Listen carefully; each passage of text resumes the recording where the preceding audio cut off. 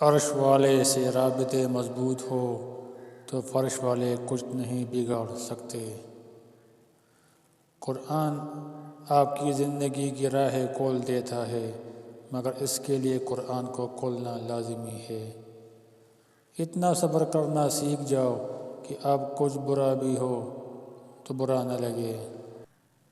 ابھی تو وہ مقام آنا ہے جہاں اللہ نے تمہیں تمہاری مانگی ہوئی ہر چیز سے نواز دینا ہے۔ سر جھکا سجدے میں، تب معلوم ہوا سجدے زمین پر کرو تو دعائیں آسمان تک جاتے ہیں۔ جب امید یقین بن جائے تب شروع ہوتے ہیں معجزے۔ کون کہتا ہے کہ خدا نظر نہیں آتا، وہیں تو نظر آتا ہے جب کچھ نظر نہیں آتا۔ مقدر بھی بدلتا ہے اور حالات بھی، وہ رب غم کا موسم ہمیشہ نہیں رہنے دیتا۔ وہ عطا کرنے پہ آئے تو بندے کی ذات، اوقات اور عمر نہیں دیکھتا۔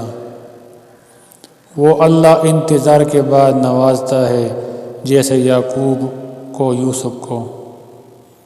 کبھی دنیا والوں سے کوئی طلب نہ رکھنا، تمہارے صبر کا صلہ تمہیں اللہ دیتا ہے۔ اچھے وقت میں اپنے اللہ کو یاد رکھو، وہ کبھی برا وقت آنے نہیں دے گا۔ نماز کو محبت سمجھ کر ادا کرو گے تو اللہ اگلی نماز کے لیے خود بلائے گا۔ تم کیوں گھبراتے ہو مقدر کے فیصلوں پر؟ کیا تم نہیں جانتے تمہارا رب غفور الرحیم ہے؟ بیٹی کی ذات اگر مقدس نہ ہوتی تو حضرت محمد صلی اللہ علیہ وآلہ وسلم کی اولاد کا سلسلہ بیٹیوں سے شروع نہ ہوتا۔